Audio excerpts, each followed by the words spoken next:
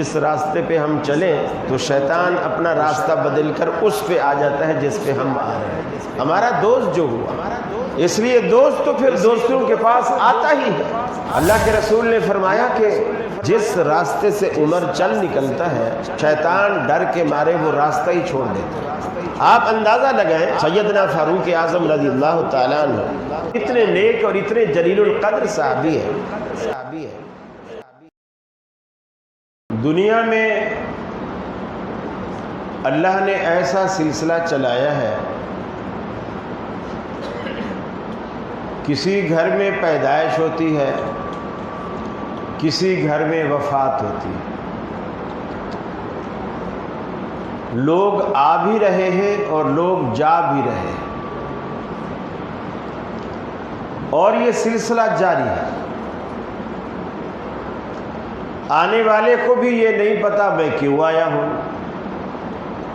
اور جانے والے کو بھی شاید یہ پتہ نہیں ہوتا کہ میں یہ سب کچھ چھوڑ کر کیوں جا رہا ہوں۔ لیکن اللہ تعالیٰ دنیا میں ہمیں یہ بتاتا ہے اسی سلسلے سے، آنے سے اور جانے سے، کہ دنیا میں دوام کسی کو حاصل نہیں۔ کوئی غریب ہو، کوئی پیسے والا ہو، کسی کو دنیا میں دوام حاصل نہیں ہے، سب جانے کے لیے آئے۔ لیکن خوش نصیب وہ شخص ہے جو جانے کے لیے ہر وقت تیار، اس کے بیگ میں ضروری سامان ہر وقت رہتا، تاکہ کبھی بھی بلاوا آئے وہ یہ نہ کہے کہ مجھے ابھی نہانا ہے، مجھے ابھی کپڑے استری کر کے پھر کپڑے پہننے ہیں، ابھی یہ لینا ہے وہ لینا ہے۔ بس گھنٹی بجی کہ جی بلاوا آیا ہے، بس بیگ میں ہاتھ ڈالا، جی میں تیار ہوں۔ اللہ ایسی تیاری چاہتا ہے، اور اس کے لیے شاید ہم میں سے کوئی بھی تیار نہیں، اس لیے کہ مرنے کے لیے تو کسی کا بھی دل نہیں چاہتا، میرا بھی دل نہیں چاہتا کہ میں مر جاؤں، کسی کا دل نہیں چاہتا۔ لیکن سچی بات یہ ہے، ایسا کیوں ہوتا ہے کہ ہمارا مرنے کے لیے دل نہیں چاہتا؟ اس لیے کہ ہم نے دنیا سے اپنے آپ کو اتنا جوڑ رکھا ہوتا ہے کہ چھوڑنے کو جی نہیں چاہتا۔ اور جو لوگ مرنے کے لیے تیار رہتے ہیں، انہیں موت سے ڈر کیوں نہیں لگتا؟ اس لیے انہوں نے اپنا تعلق دنیا کے بجائے آخرت سے جوڑ رکھا ہوتا ہے۔ وہ کہتے ہیں یہاں سے مریں گے تو آخرت میں جائیں گے نا، زندہ تو آخرت میں جا ہی نہیں سکتا، مر کے ہی جانا پڑے گا۔ تو وہ ہر وقت اس لیے تیار رہتا ہے کہ اس کی سہولیات، اس کی آسائش، اس کا آرام، جو کچھ ہے وہ آگے ہے، اور ہمارا جو کچھ ہے وہ یہاں ہے۔ آپ اندازہ لگائیں، ہم اکثر بہت ساری باتیں سوچتے ہیں، کرتے ہیں، لیکن یہ نہیں سوچتے جنت کیسے ملے گی۔ ہمیں یہی ایک زوم ہوتا ہے کہ میں رفع الیدین کرتا ہوں، آمین کہتا ہوں، فاتحہ امام کے پیچھے پڑھتا ہوں، توحید میری اچھی ہے، مجھے جنت میں جانے سے کون روک سکتا ہے؟ صحابہ کرام کی توحید ہم سے بھی اچھی تھی، وہ رفع الیدین ہم سے زیادہ اچھے طریقے سے کرتے تھے، ہاتھ ان کے سینے پر ہم سے زیادہ اچھے طریقے سے بندھے ہوتے تھے، پھر ان کی نمازیں مسجد نبوی میں ہوتی تھی، پھر ان کی نمازیں رسول اللہ صلی اللہ علیہ وسلم کے پیچھے ہوتی تھی۔ اس کے باوجود وہ پریشان ہوتے تھے کہ جنت میں کیسے جائیں، جنت میں کیسے جائیں۔ حضرت معاذ رضی اللہ تعالی عنہ اللہ کے رسول صلی اللہ علیہ وسلم کے پاس آئے اور عرض کیا کہ اللہ کے رسول، میرے دل میں ایک سوال ہے جو مجھے اندر گھن کی طرح کھا رہا ہے، جیسے گیہوں کو گھن لگ جاتا ہے، چھلکا چھوڑ دیتا ہے، اندر سے اس کا آٹا سارا کھا جاتا ہے، اور وہ چھلکا کسی کام کا نہیں ہوتا، آپ ہلکی سی پھونک بھی ماریں گے تو وہ اڑ کے وہاں چلا جائے گا، وہ بے وقت اور بے وزن ہو جاتا ہے۔ حضرت معاذ اللہ کے رسول سے کہتے ہیں، اللہ کے رسول ایک سوال ہے میرے دل میں، ہی اسکمتنی و امرضتنی و اسغنتنی، اس نے مجھے بیمار کر دیا، بوجھل کر دیا، بوڑھا کر دیا۔ اس سوال میں ایسے سوال ہمارے دل میں کبھی نہیں اٹھے جو ہمیں بوڑھا کر دے، اور نہ ہم ایسے سوال دل میں رکھتے ہیں، خام خواہ کیوں بوڑھا ہونا ہے۔ اللہ کے رسول صلی اللہ علیہ وسلم نے پوچھا کیا بات، کون سا سوال ہے جو تجھے بوڑھا کر رہا ہے؟ فرمایا اللہ کے رسول، یہ سوچتا ہوں، دلنی علی عمل اذا عملتہ دخلت الجنہ، کہ آپ سے کوئی ایسا عمل پوچھوں اس پہ جب عمل کروں تو اللہ مجھے جنت دے دے۔ فکر ہے، فکر،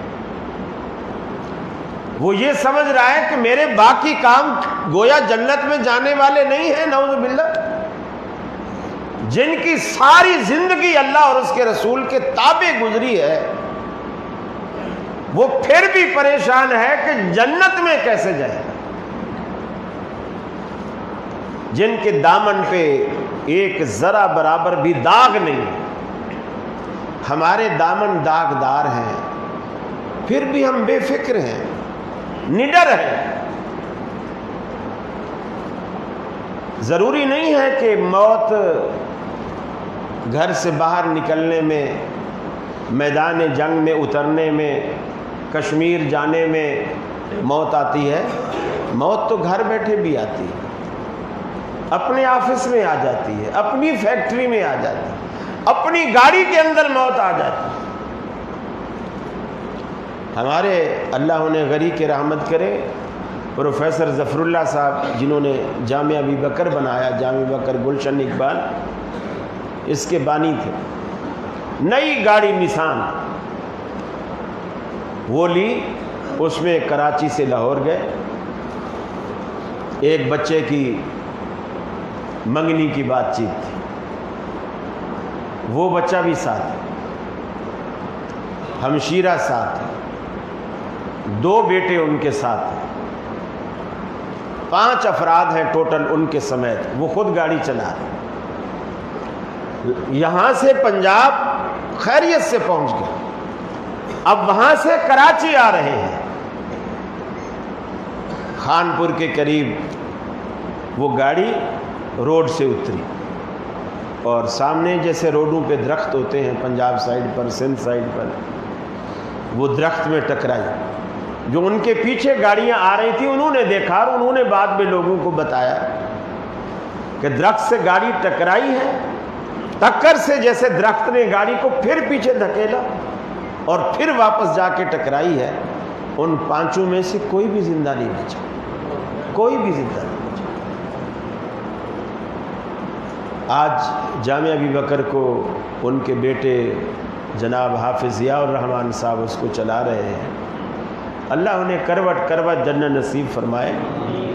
تو موت کا کوئی وقت مقرر نہیں، کوئی وقت نہیں بھی، اور آتی وہی ہے جہاں اللہ رب العالمین نے اس کی موت لکھ رکھی ہے۔ بندہ کراچی کا رہنے والا ہے، فوت ہوتا ہے جا کے خانپور۔ علامہ احسان علی ظہیر رحمۃ اللہ علیہ پاکستان کے رہنے والے، فوت ہوتے ہیں سعودیہ میں جا کے، دفن بم پھٹتا ہے لاہور میں اور دفن ہوتے ہیں بقیع قبرستان میں، مسجد نبوی میں ان کا جنازہ پڑھایا جاتا ہے۔ موت کا اللہ رب العالمین نے جو وقت مقرر کر دیا ہے نا، جیسے کہتے ہیں نا کہ موت کا اور گاہک کا کوئی بھروسہ نہیں۔ آپ دکان اسی لیے کھول کے بیٹھے رہتے ہیں نا کہ ابھی دکان بند کرنے کا ٹائم نہیں آیا، اگرچہ ابھی گاہک نہیں ہے لیکن دکان بند کرنے کا ٹائم نہیں آیا، ہو سکتا ہے اس عرصے میں، بھلے 15 منٹ رہتے ہیں بند کرنے میں 15 منٹ پہلے بند نہیں کرتا کہ ہو سکتا ہے اس عرصے میں گاہک آ جائے اور میرے سارے دن کا خرچہ نکل آئے۔ گاہک اور موت کا کوئی پتہ نہیں۔ فرمایا قل ان الموت الذی تفرون منہ فإنه ملاقیکم ثم تردون الی عالم الغیب والشہادہ۔ اے حبیب انہیں بتا دیجئے، ان الموت الذی تفرون منہ، بے شک وہ موت جس سے تم راہ فرار اختیار کرتے ہو، جس سے تم بھاگتے ہو، جس سے تم بچنے کی کوشش کرتے ہو، ثم تردون الی، قل ان الموت الذی تفرون منہ فإنہ ملاقیکم، تمہارا راہ فرار اختیار کرنا، تمہارا بھاگنا، گھر میں بیٹھے رہنا، اس موت سے بچنے کی کوشش کرنا تمہارے کسی کام نہیں آئے گا۔ فَإِنَّهُ مُلَاقِيكُمْ، وہ تو تم سے ملاقات کر کے رہے گی، وہ تم سے مصافحہ کر کے رہے گی، وہ تم سے ضرور مل کے رہے گی۔ وَلَوْ كُنْتُمْ فِي بُرُوجٍ مُشَيَّدَةٍ، اگرچہ تم مضبوط اور بند قلعوں میں بھی کیوں نہ چھپ جاؤ، موت تمہیں وہاں بھی تلاش کر لے گی۔ اللہ رب العالمین نے ملک الموت کو جو ہماری فائل تھما دی ہے، وہ فائل اس سے کبھی گم نہیں ہوتی، وہ کبھی بھولتا نہیں، اسے گم نہیں کرتا، ہر وقت اسے یاد ہے کس وقت کس کی زندگی کا آخری لمحہ ہے، کس وقت میں نے کس کا کیس کرنا ہے۔ اللہ رب العالمین نے سب کچھ اسے بتا دیا، وہ اس وقت کے انتظار میں ہے، جب بھی وہ وقت ہوگا۔ حضرت سلیمان علیہ السلام کے زمانے میں ایک شخص تھا، حضرت سلیمان علیہ السلام کا مرید تھا، امتی تھا، صحابی تھا، ساتھی تھا۔ وہ مجلس میں بیٹھا اور اسرائیل علیہ السلام اس مجلس میں آئے۔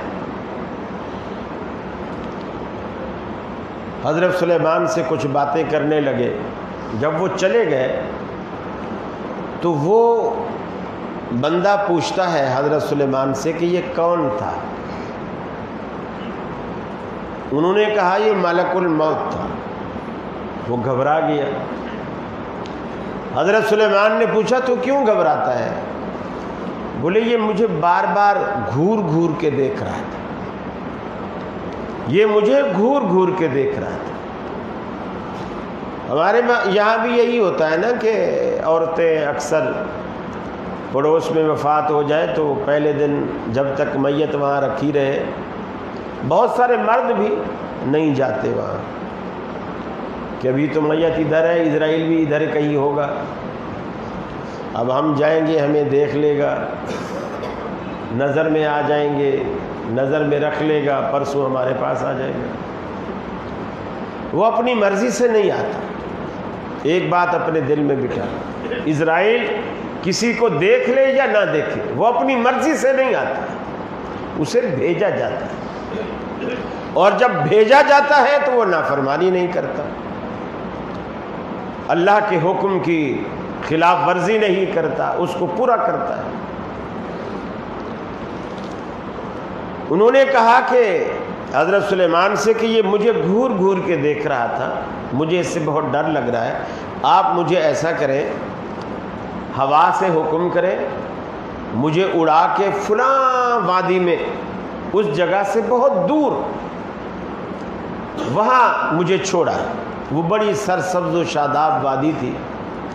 اس کے دل میں تھا، جیسے بعض دفعہ گرم موسم میں ڈاکٹر کہہ دیتے ہیں کہ جی آپ کچھ عرصہ مری میں رہ کے آئیں، جیسے حضرت قائد اعظم سے کہہ دیا گیا تھا کہ جی آپ یہ زیارت میں، جہاں قائد اعظم ریزیڈنسی ہے وہاں آپ وقت گزار کے آئیں کچھ عرصہ، تو آخری ایام زندگی کے انہوں نے وہاں گزارا،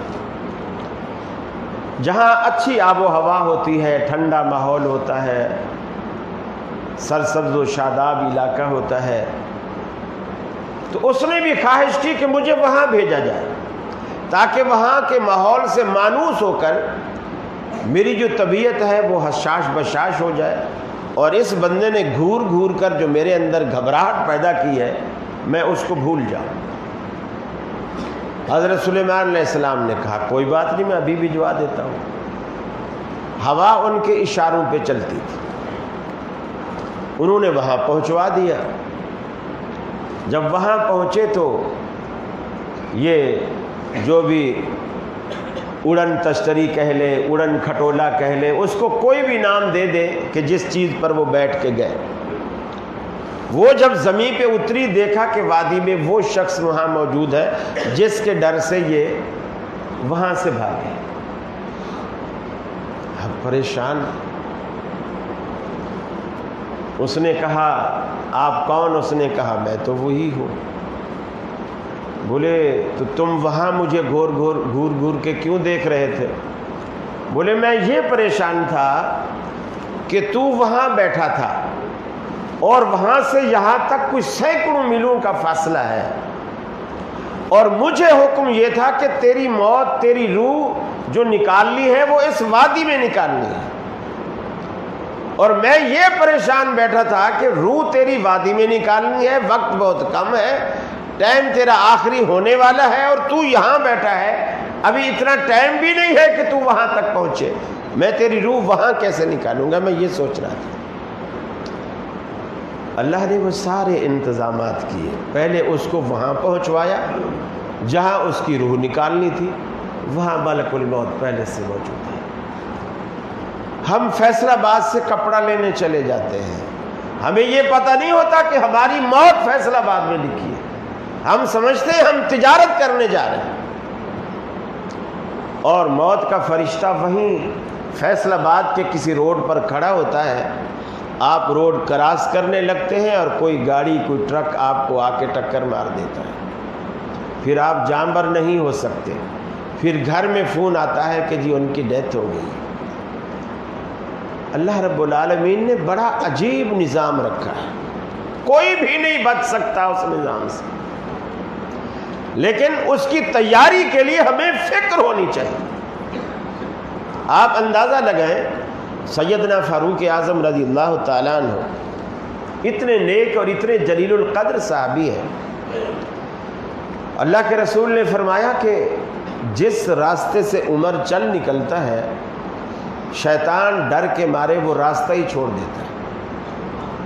ہمیں تو دیکھتے ہوئے آتا ہے نا، جس راستے پہ ہم چلیں تو شیطان اپنا راستہ بدل کر اس پہ آ جاتا ہے جس پہ ہم آ رہے ہیں۔ ہمارا دوست جو ہوا، ہم اس کی نافرمانی نہیں کرتے، ہم اس کے فرمان بردار ہیں، دوست ہیں، وفادار ہیں، اس لیے دوست تو پھر دوستوں کے پاس آتا ہی ہے۔ حضرت عمر شیطان کے دشمن، اور دشمن کو دیکھ کر تو پھر کوئی بھی اپنا راستہ بدل لیتا ہے۔ حضرت عمر کے ایمان کا معیار یہ تھا کہ شیطان انہیں دیکھ کر اپنا راستہ تبدیل کر لیتا تھا۔ اللہ کے حبیب نے یہ بھی فرمایا کہ میرے بعد لو کان بعدی نبی لکان عمر، اگر میرے بعد نبوت کے دروازے کھلے ہوتے تو عمر ضرور پیغمبر ہوتا، لیکن ایسا نہیں۔ امہات المومنین کہتی ہیں کہ اللہ رب العالمین قرآن اتارتا تو ہمارے گھر میں ہے، لیکن اکثر عمر کی مرضی کے مطابق اتارتا ہے۔ ایک بات عمر کو پسند ہوتی ہے، اللہ کو بھی وہی بات پسند ہوتی ہے، اور اللہ اس کو قرآن کی آیت بنا کر اتار دیتا ہے۔ اتنا نیک آدمی، اللہ کے رسول حضرت عمر سے کہتے ہیں، اے عمر، ایک شخص ہے، اس کا نام اویس ہے، اویس، اس کی کمر پہ دو کندھوں کے درمیان برس کا نشان ہے، یہ جو سفید داغ ہو جاتا ہے جسم پر، وہ پہلے تو بڑا تھا، اب چھوٹا ہو کے ایک درہم جتنا، آپ ہمارے 1 روپیہ جتنا جو سکہ ہوتا ہے گول، اتنا آپ سمجھ لیں، اتنا رہ گیا ہے۔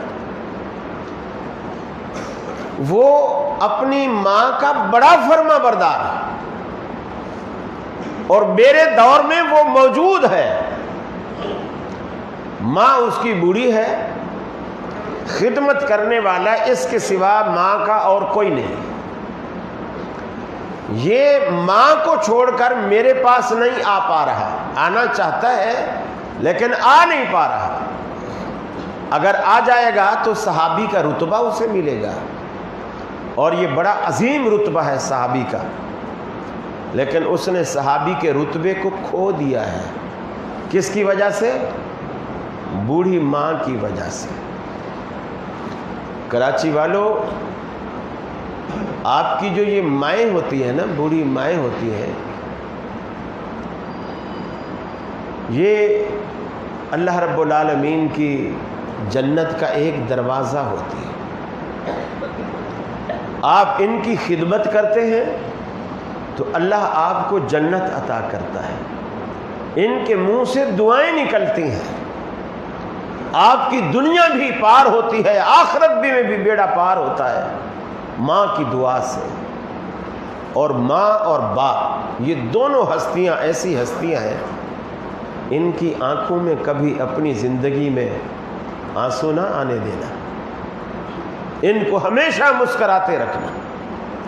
اگر ان کی آنکھوں میں آنسو آ گئے، آپ نے رلا دیا، آپ کی عاقبت تباہ، آپ کی عاقبت برباد۔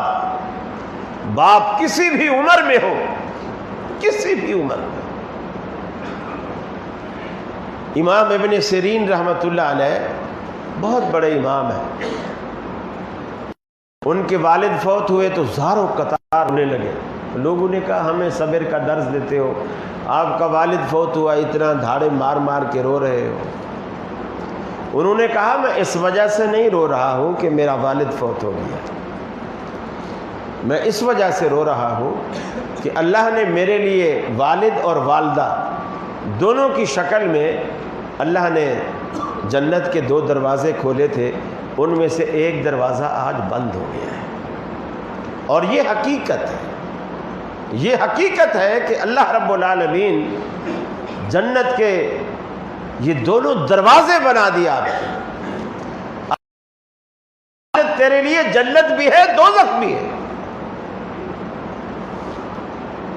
صحابی اللہ کے رسول سے پوچھتا ہے، میرا ابا میرے گھر میں آتا ہے اور اسے کوئی چیز اس کے کام کی نظر آتی ہے، اٹھا کے چلا جاتا ہے اور پوچھتا بھی نہیں، اور مجھے جب کسی چیز کی ضرورت پڑتی ہے میں ابا کے گھر میں جاتا ہوں، یعنی بیٹا اور باپ الگ الگ رہتے ہیں، گھر ان کے الگ ہے، میں ابا کے گھر میں جاتا ہوں اور میں دیکھ رہا ہوں کہ یہ چیز رکھی ہوئی ہے، اور میں پوچھتا ہوں میں لے لوں، منع کر دیتے، مجھے نہیں دیتے۔ اللہ کے رسول، کیا آپ مجھے اجازت دیتے ہیں کہ جس طرح میرا باپ مجھے منع کر دیتا ہے میں بھی اسے منع کر دوں؟ آپ نے فرمایا تو اپنے باپ کو یہاں لا سکتا ہے؟ اس نے کہا میں لے آؤں۔ آپ نے اسے بلوایا، اس کا والد آیا، بوڑھا ضعیف، کمر جھکی ہوئی لکڑی کے سہارے چلتا ہوا. اس نے کہا یا رسول اللہ صلی اللہ علیہ وسلم، ایک وقت یہ تھا کہ یہ کمزور تھا، میں طاقتور تھا، میری جیب بھری رہتی تھی، اس کی جیب خالی ہوتی تھی. اس کو میری مدد اور میرے سہارے کی ضرورت تھی، اور مجھے اس وقت اس کی مدد اور اس کے سہارے کی کوئی ضرورت نہیں تھی. آج حوادث زمانہ نے حالات بالکل پلٹ دیے ہیں، الٹ دیے حالات. آج میں کمزور ہوں اور یہ طاقتور ہے، یہ جوان ہے، میں بوڑھا ہوں. آج میری جیب خالی ہے، اس کی جیب بھری ہے. آج مجھے اس کی ضرورت ہے، اس کے سہارے کی ضرورت ہے، اس کے تعاون کی ضرورت ہے، اور آج اسے میری کوئی ضرورت نہیں. رسول اللہ صلی اللہ علیہ وسلم کی آنکھوں سے بھی آنسو آ گئے، اور آپ نے فرمایا اس لڑکے کو جس نے آ کر کے شکایت کی، اس کو آپ نے فرمایا انتا و مالوکا لے ابی کا، تو بھی اور تیری ساری کمائی، تیرا مال تیرے باپ کا ہے، نہ تو اپنا ہے نہ تیری کمائی تیری اپنی ہے. باپ کا ہے، تیری کمائی بھی باپ کی. گویا تیرا باپ جب چاہے تیرے مال سے تصرف کرے، جب چاہے تصرف کرے. آج لوگ ماں باپ کے سامنے بولتے ہیں تم نے مجھے پڑھا لکھا کے ڈاکٹر کیا بنا دیا، ساری زندگی احسان جتاتے رہو گے. ارے ڈاکٹر بننے کی بات نہیں ہے، صرف ڈاکٹر بننے کی بات نہیں. ماں باپ کا تو بچوں پر اتنا احسان ہوتا ہے، اتنا احسان ہوتا ہے کہ آپ ساری زندگی بھی اس کے پاؤں دبائیں تو آپ اس کے احسان کا صلہ ادا نہیں کر سکتے. ماں باپ کے احسانات کو آپ پیسوں سے، جس طرح کے باہر والے لوگ اولڈ ہاؤسز میں بوڑھے ماں باپ کو ڈال دیتے ہیں اور پھر اس کا خرچہ دیتے رہتے ہیں، منتھلی خرچہ دیتے رہتے ہیں، اور کہتے ہیں تم نے مجھ پہ کتنا خرچ کیا، ہم نے تو اس سے کئی گنا زیادہ خرچ کر دیا تم پر. یہ بدبخت اولاد ہے، جو بدبخت اولاد جو ماں باپ کو اولڈ ہاؤسز میں ڈال کے ان کے خرچے دیتی ہے. اور میں سمجھتا ہوں وہ والدین بھی اولاد کا حق ادا نہیں کرتے جو اپنی گود میں بٹھا کے بچوں کو نہیں کھلاتے، بچوں سے پیار نہیں کرتے، بچوں کو سینے سے نہیں لگاتے. وہ بچے کبھی پھر ماں باپ کی وہ جو پدری اور ماں کی جو محبت ہے، مامتا، اس سے کبھی مانوس نہیں ہوتے. اور دوسری بڑی اہم بات، جب آپ بچے پیدا کرتے ہیں، آپ کے گھر میں وہ پل رہے ہوتے ہیں، آپ ان کو روزی کون سی کھلا رہے ہیں؟ اوپر کی انکم یا جو آپ کی حلال کی کمائی ہے؟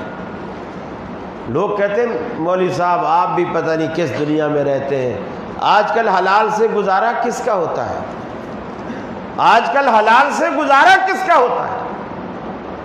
بیوی کی فرمائشیں ہیں کہ ختم ہونے کا نام نہیں لیتی. وہ جو اولاد کو حرام کا نوالا کھلاتے ہیں نا، وہی اولادیں بوڑھے ماں باپ کو سڑکوں پہ چھوڑ دیتی ہیں، فٹ پاتھ پہ چھوڑ دیتی ہیں. جب بچے ہوتے ہیں، آپ گود میں بٹھائیں، سینے سے لگائیں، ان کے ماتھے چومیں، ان کے رخسار چومیں، اپنے ہاتھ سے کھلائیں. اپنے منہ میں وہ جب ان کے دانت نہیں آئے ہوتے، اپنے منہ میں کھجور چبا چبا کر اپنے لعاب سمیت اس کو کھجور چٹوائیں، تاکہ اس کے اندر وہ آپ کے لعاب دہن کی جو خصوصیت ہے وہ اس کے اندر داخل ہو. اور یہی بچہ آپ بڑے ہوں، آپ کے پاؤں میں جوتے لا کے رکھے، آپ کے پاؤں اٹھا کر آپ کو جوتا پہنائے، آپ کو پکڑ کے مسجد میں لائے. ہم مر جائیں تو ہمارے پیچھے اللہ کے آگے ہاتھ اٹھائے، اے اللہ یہ میرا والد ہے، اس نے مجھے بچپن سے اب تک تیرے گھر مسجد کا راستہ دکھلایا، جو راستہ میں اب تک یاد کیے ہوئے ہوں، آج وہ تیرے پاس آ گیا ہے. اللہ بشری تقاضے سے اس کی کچھ خطائیں ہیں تو اسے معاف فرما دے.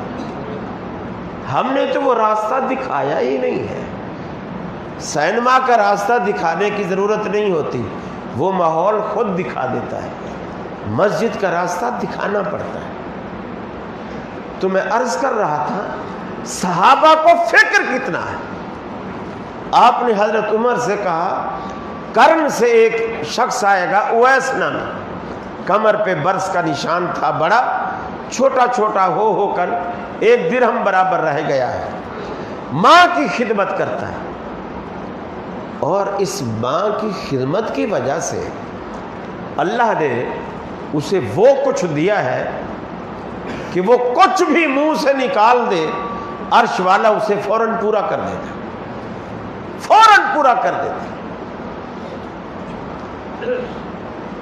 اگر عمر اب صحابی کو اللہ کے رسول نصیحت کر رہے ہیں غیر صحابی کے بارے میں، اویس صحابی نہیں ہے، حضرت عمر صحابی ہے اور عام صحابی نہیں ہے، خاص صحابی ہے، آپ کے دوستوں میں، آپ کے ساتھیوں میں آپ کا سسر بھی ہے، خلیفہ ثانی بھی ہے، آپ سے محبت کرنے والا ہے. اس کو نصیحت کیا فرما رہے ہیں؟ عمر، اویس جب تجھ سے ملے نا اس سے اپنے لیے دعا ضرور کروانا، اپنے لیے دعا ضرور کروانا کہ اللہ تعالیٰ اس کی دعا کو رد نہیں کرتا. حضرت عمر ڈھونڈتے رہے، لوگوں سے کہا، حج کا موقع آتا لوگوں کو بھیجتے کہ جاؤ ادھر ادھر پھیل جاؤ، تلاش کرو، وہ شخص کہیں ملے تو مجھے بتاؤ. حضرت عمر کا دور خلافت ہے اور مسلم کی روایت ہے، آپ کو اطلاع کی گئی کہ اویس جس کو آپ تلاش کرتے تھے وہ حج کرنے آیا ہوا ہے اور مینا میں ٹھہرا ہوا ہے، اگر آپ کہیں تو میں اس کو بلا لوں. حضرت عمر نے کہا نہیں، جس بندے کی اللہ کی دربار میں اتنی آؤ بھگت ہے کہ وہ منہ سے کچھ بھی نکالے اللہ اسے ٹالتا نہیں ہے، میں اس کو اپنے دربار میں نہیں، میں خود چل کر اس کے پاس جاؤں گا. حضرت عمر گئے اور صحابہ بھی ساتھ ہیں. وہ خیمے میں لے گیا، ایک شخص ہانڈی پکا رہا تھا. اس زمانے میں ہوٹل وغیرہ نہیں ہوتے تھے، حج کرنے والے یہ اپنا انتظام خود کرتے تھے. ہانڈی پکا رہا، پوچھا ایکم اویس، ارے تم میں اویس کون ہے؟ کہا میں اویس ہوں. کہیے کیا بات؟ کہا کہ تمہاری کمر پہ کوئی برس کا داغ ہے جو چھوٹا ہوتا ہوتا 1 روپے جتنا رہ گیا ہے؟ کہا ہاں. کہا قرن سے آئے ہو؟ کہا ہاں. تمہارا نام اویس ہے؟ جی میرا نام اویس ہے. اب دیکھو حضرت عمر اس سے کہتے ہیں میرے لیے دعا کرو. وہ ہے آپ کون ہیں اور مجھ سے کیوں دعا کروا رہے؟ وہ نہیں جانتا.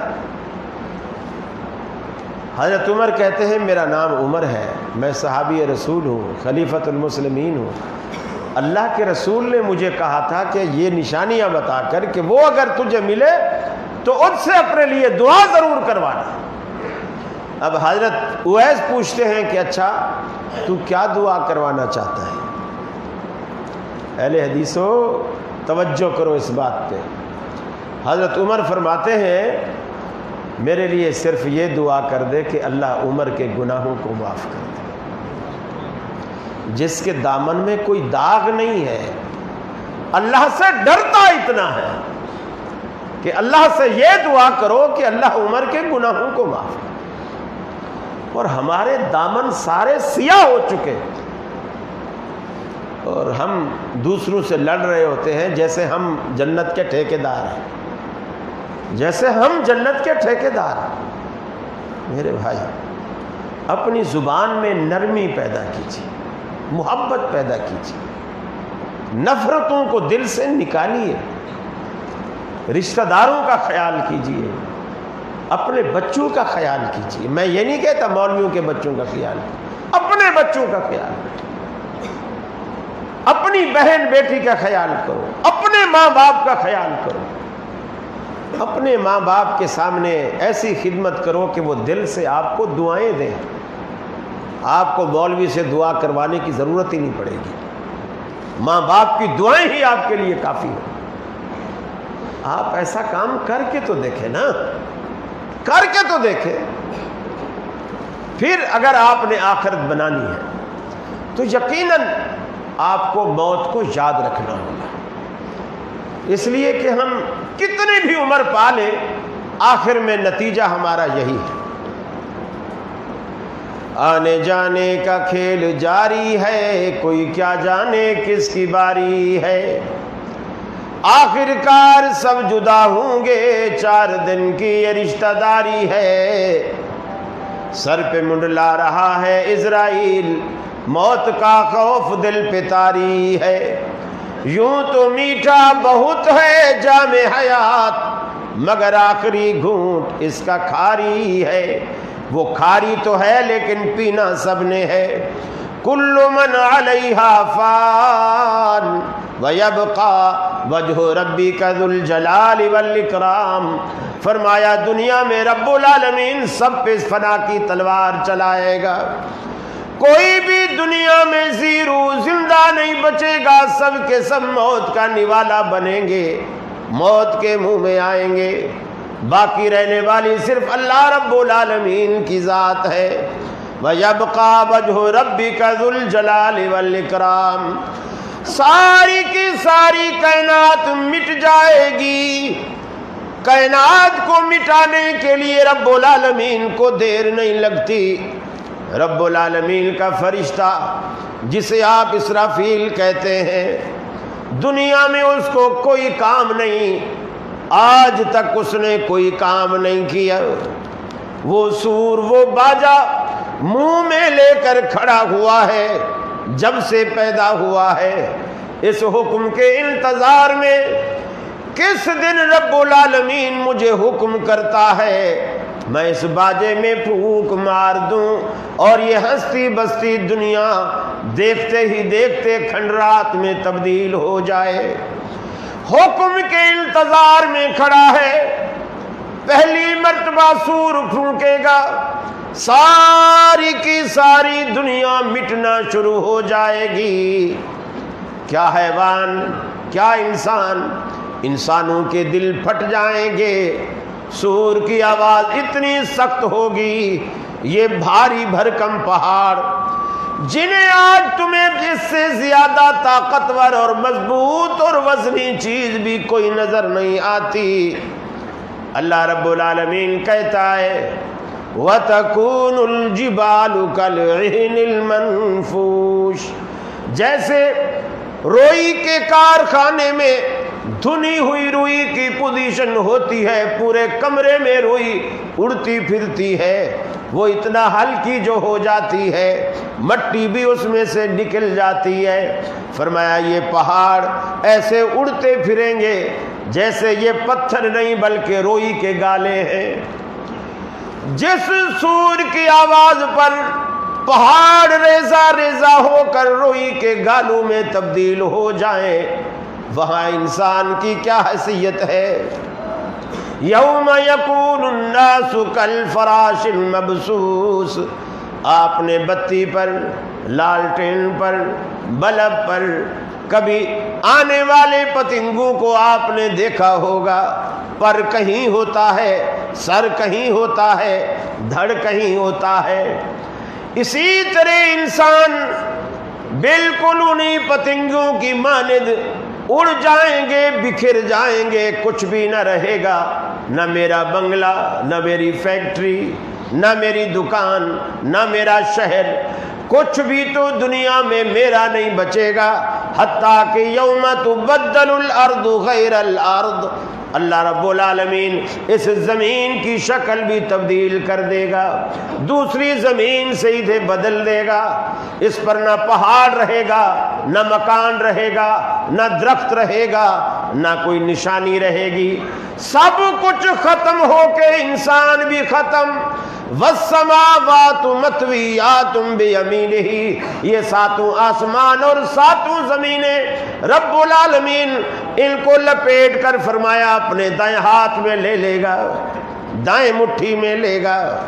اور ایک حدیث میں آتا ہے اللہ رب العالمین گیند کی شکل میں ان کو اچھالے گا، جیسے بچہ گیند کو اچھالتا ہے رب العالمین ساتوں آسمان ساتوں زمینوں کو گیند بنا کر اپنی انگلیوں پہ اچھالے گا اور سوال کرے گا این الجبارون، اے دنیا میں ظلم و بربریت کے پہاڑ ڈھانے والوں، ظلم و ستم کرنے والوں، آج بتاؤ تم کہاں ہو؟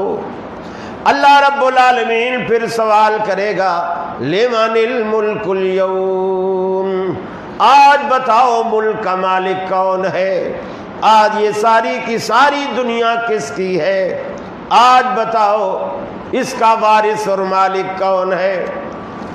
اللہ رب العالمین سوال کرے گا، کائنات میں کوئی ہوگا نہیں، کوئی جواب نہیں دے گا، اللہ خود جواب دے گا للہ الواحد القہار، اکیلے اللہ رب العالمین کی بادشاہت ہے، جس کے حکم کو تم دنیا میں ٹھکرایا کرتے تھے، نہیں مانا کرتے تھے، حکم دولی کرتے تھے۔ میں نے 4 ایکڑوں کا مالک بنایا تھا، بڑائیاں اور فخر کیا کرتے تھے، چند صوبوں کا مالک بنایا تھا، بڑائیاں اور فخر کیا کرتے تھے، آج بتاؤ تمہارے صوبے، تمہاری زمینیں، تمہارے محلات، تمہارے ٹھاٹ باٹ کہاں چلے گئے؟ اور اللہ رب العالمین بڑے بڑوں کی اس دن بس اللہ عزت محفوظ رکھنے والا ہے۔ اللہ رب العالمین کے پیغمبر نے فرمایا بڑے بڑوں کی عزتیں اللہ اچھال دے گا، پگڑیاں اچھال دے گا، ٹوپیاں اچھال دے گا، اس لیے کہ یہ جو زمین جس پر آج لڑتے ہیں نا کہ یہ میرا پلاٹ، یہ میرا پلاٹ، اس میرے پلاٹ میں نے کیا کیا کیا ہے، یہ پلاٹ آج چپ ہے، کل چپ نہیں رہے گا، یہ ہمارے خلاف گواہی دے گا، یہ میرا ہاتھ ہے، یہ میرا پاؤں ہے، یہ میری آنکھ ہے، یہ میری زبان ہے، یہ میرے کان ہے۔ اللہ کہتا ہے یہ تیرا جو تو کرتا ہے نا کہ میرا میرا میرا، ایک وقت وہ بھی آنے والا ہے، یوم نختم علی افواہہم وتکلمنا ایدیہم وتشہد ارجلہم، تیرے زبان پر ہم چپ کی مہر لگائیں گے اور تیری آنکھیں، تیرے ہاتھ، تیرے پاؤں، سب کچھ تیرے خلاف گواہیاں دیں گے، تو نے ان ہاتھوں سے کیا کچھ کیا۔ پھر ہمیں سمجھ آئے گا جس کو میں میرا میرا کہتا تھا یہ تو کچھ بھی تو میرا نہیں ہے۔ یہ اگر راز آج ہمیں سمجھ آ جائے کہ ان میں سے کچھ بھی میرا نہیں ہے، یا اللہ سب کچھ تیرا، سب کچھ تیرا۔ اور اللہ رب العالمین نے کیا فرمایا؟ بخاری کی روایت، اللہ رب العالمین کہتا ہے کہ جب بندہ میرا ہو جاتا ہے،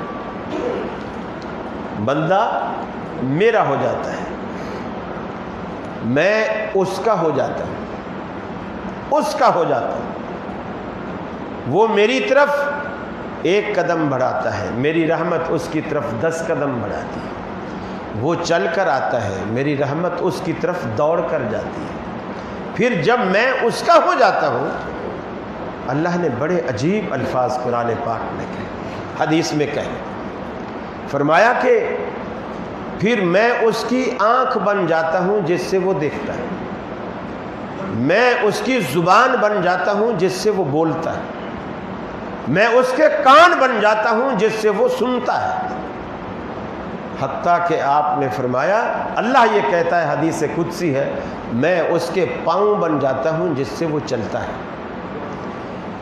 اس سے ہمارے ہاں صوفیہ کا ایک طبقہ ہے جو اس روایت سے غلط مفہوم لیتا ہے، اور وہ یہ کہتا ہے کہ جی اس سے مراد یہ ہے کہ اللہ تعالیٰ اولیاء اللہ کے اندر اتر جاتا ہے، پھر بس وہ جو کچھ کر رہے ہوتے ہیں وہ نہیں کر رہے ہوتے، اللہ کر رہا ہوتا ہے۔ یہ مفہوم غلط ہے۔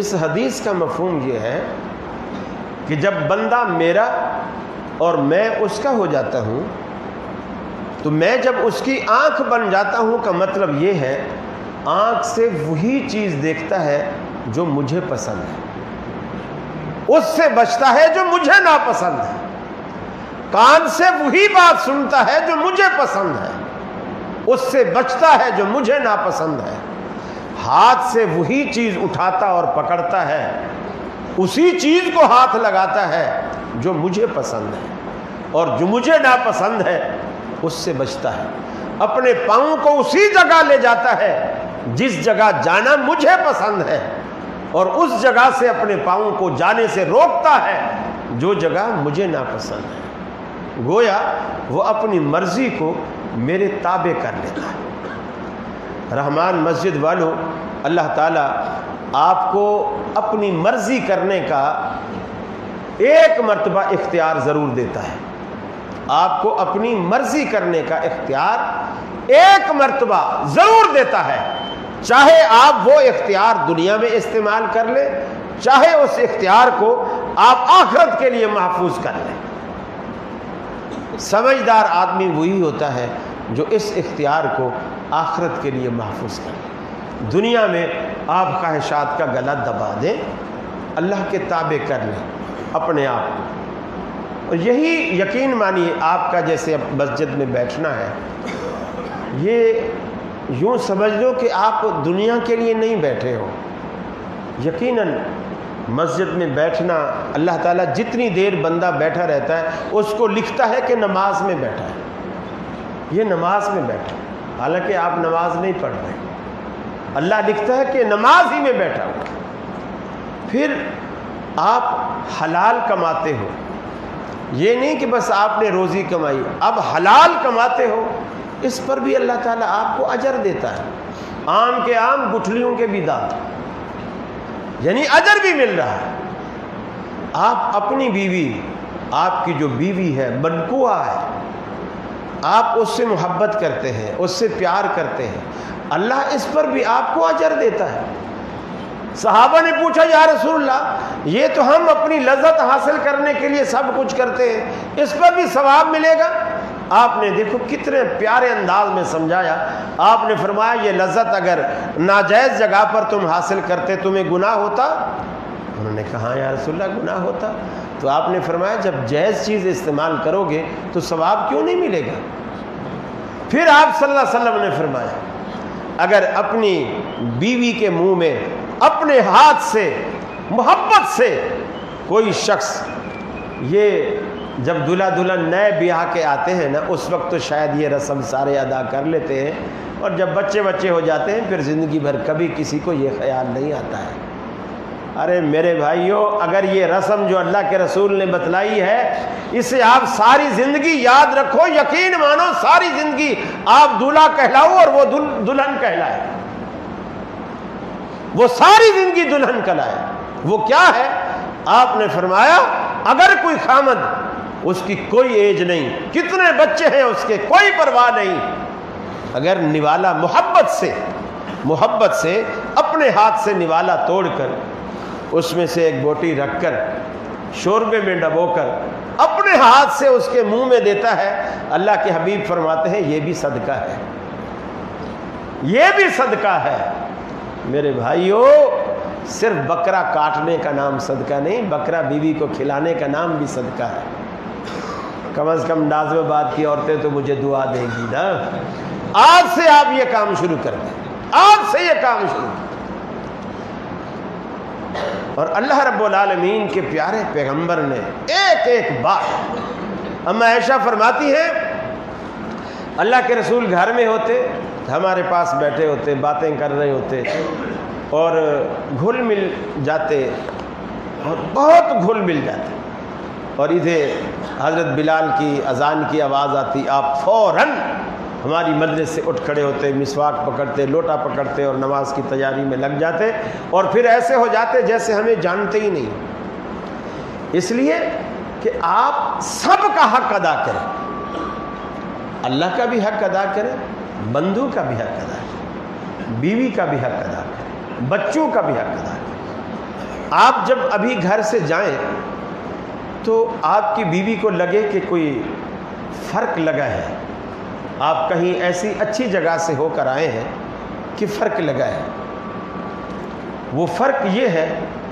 آپ گھر میں داخل ہوں، اگر آج تک آپ کو یہ عادت نہیں ہے تو آج سے شروع کر لیجئے، آپ گھر والوں پر السلام علیکم کہیں۔ آپ کی بیوی، آپ کی بیٹی، آپ کا بیٹا زیادہ حقدار ہے کہ آپ ان کو سلامتی کی دعا دیں۔ جب بھی گھر میں جاؤ، اور لوگ کہتے ہیں مولوی سٹھیا گیا، یار اپنی عورت کو بھی کوئی سلام کرتا ہے؟ اپنی عورت کو کون سلام کرے گا؟ مولوی بھی سٹھیا گئے۔ اللہ کے رسول صلی اللہ علیہ وسلم جب بھی گھر میں داخل ہوتے السلام علیکم کہتے۔ آپ السلام علیکم کہیں، اور گھر والوں کی ذمہ داری ہے کہ وہ آپ کو وعلیکم السلام کہیں۔ بچوں کو سکھائیں، جب وہ صبح صبح اسکول جائیں، پاپا ٹاٹا، ماما ٹاٹا، یہ ٹاٹا نہ کروائیں، ان کو سکھائیں کہ وہ جاتے جاتے کہہ کے جائیں، اچھا ابو السلام علیکم، امی السلام علیکم، خدا حافظ۔ ٹھیک ہے وہ انگلش میڈیم میں پڑھتی ہے، خدا حافظ کہنے میں، اللہ حافظ کہنے میں کوئی حرج نہیں، وہ پڑھتی رہے، اسے پڑھنے دیجیے، وہ دوسری جگہ کام آئے گی۔ بسکٹ کہے گی، بسکٹ نہیں کہے گی، اردو میڈیم والے بسکٹ کہیں گے، چاچا کہیں گے، وہ انکل کہے گی، دکان والے کو انکل بسکٹ دے دے، وہ وہاں چلنے دے۔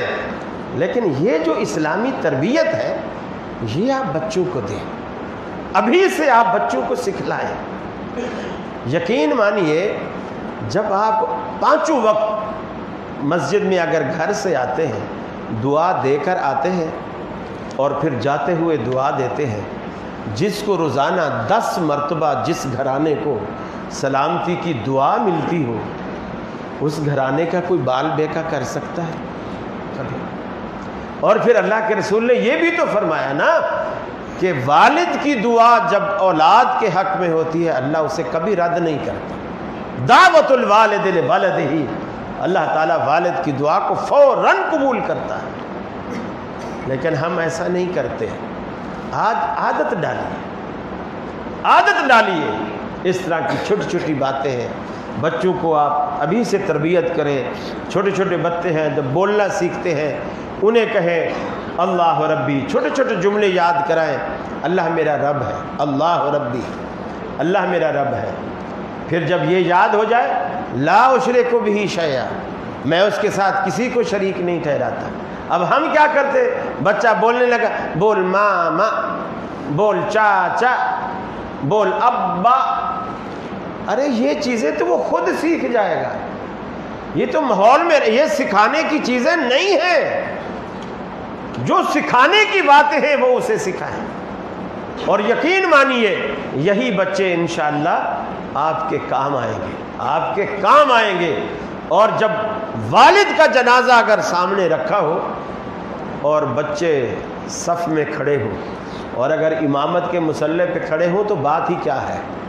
اور اگر اتنی نوبت نہیں ہے لیکن دعائیں اس کو یاد ہیں، اگر دعائیں یاد ہیں تو میں سمجھتا ہوں باپ کا جنازہ پڑھانا ہی بچے کو چاہیے، بچے کو پڑھانا چاہیے، اس کے سگے بیٹے کو۔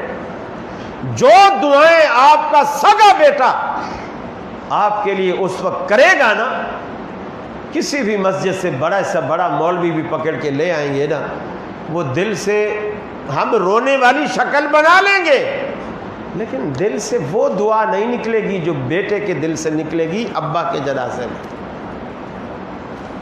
میں اکثر مثال دیتا ہوں میرے بھائیوں، اگر آپ کا بیٹا امریکہ سے پڑھ کر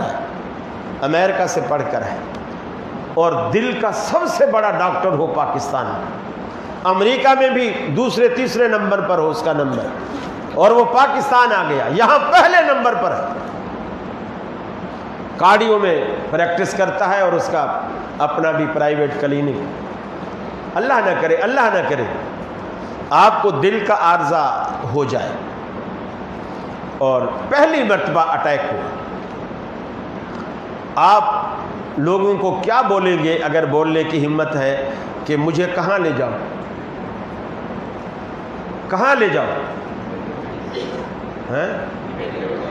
ہیں دل کے وارڈ، بیٹے کے پاس، اس لیے کہ آپ سمجھ رہے ہیں کہ میرا بیٹا جو اب آج میری کیئر کرے گا نا، یہ کرایہ کے ڈاکٹر میری وہ کیئر نہیں کر سکتے۔ یہی بات آپ دل میں بٹھا لیجیے۔ اگر آپ کا بیٹا آپ کا جنازہ پڑھائے گا نا، وہ سمجھو کہ بخشوا کے ہی چھوڑے گا، انشاءاللہ بخشوا کے ہی چھوڑے گا، اس کے دل سے دعائیں نکلیں گی، اور جو بات دل سے نکلتی ہے اثر رکھتی ہے، وہ پھر اثر کرے گی۔ آپ اسی لیے کہہ رہے ہیں میرے بیٹے کے ہاسپٹل میں لے جاؤ، بیٹے کے کلینک میں لے جاؤ، میں اور کہیں نہیں جاتا، اس لیے کہ آپ کو 100% یقین ہے کہ میرا بیٹا جس طرح اپنے باپ کا خیال رکھے گا دوسرا کوئی ڈاکٹر خیال نہیں رکھے۔ آپ دیکھتے نہیں مریضوں کی کیا حالت ہوتی ہے ہسپتال میں، کسی کو ٹائم مل رہا ہوتا ہے جی آپ کے آپریشن کا ٹائم اگلے ہفتے ہے، کسی کو پرسوں ہے، کسی کو کب ہے، اور اگر اس کا بیٹا اس کے سامنے اس کے باپ اسٹریچر پر آئے ہیں، وہ یہ نہیں کہے گا پرسوں آنا، وہ ابھی کیس لے گا اور ابھی کرے گا، سارے کیس چھوڑ کر اس کو قبولیت دے گا۔ یہی اگر آپ بچوں کو دیندار بنائیں گے، اور اگر اللہ نہ کرے بچہ پہلے چلا جاتا ہے اور جنازہ باپ نے پڑھایا ہے، پھر بھی وہی معاملہ ہے۔ میرے والد صاحب 96 میں فوت ہوئے، یقین مانیے جو میرے دل کی کیفیت اس وقت تھی، ہم نے اس کے بعد سینکڑوں جنازے پڑھائے، وہ کیفیت دل میں کبھی پیدا ہی نہیں آئی ہی نہیں۔ کچھ بھی کرتے رہو، بچوں کو دیندار بناؤ، معاشرے کے حق ادا کرو۔ میں آخری بات کر کے بات کو ختم کروں گا۔ یہ جو جنت میں جانا ہے نا، اس کے لیے آپ کو پبلک کا ووٹ چاہیے، پبلک کا ووٹ چاہیے۔ آپ کو شاید کسی نے اس طرح نہیں بتایا، پبلک کے ووٹوں کے بغیر آپ جنت میں جا ہی نہیں سکتے۔ اللہ کے رسول صلی اللہ علیہ وسلم تشریف فرما تھے، ایک عورت کا جنازہ گزرا، صحابہ نے کہا یا رسول اللہ صلی اللہ علیہ وسلم، یہ عورت صرف فرض نمازیں پڑھتی اور نفل وغیرہ کم کرتی تھی، نفلی روزے بھی کم رکھتی تھی، لیکن اللہ کے رسول یہ اتنی اچھی عورت تھی، پورا محلہ اس سے خوش تھا، پورا محلہ، یعنی اس کا اخلاق، ملنساری، رکھ رکھاؤ اتنا اچھا تھا کہ پورا محلہ اس سے خوش تھا۔ آپ نے فرمایا جنت میں جائے گی، جنت میں جائے گی۔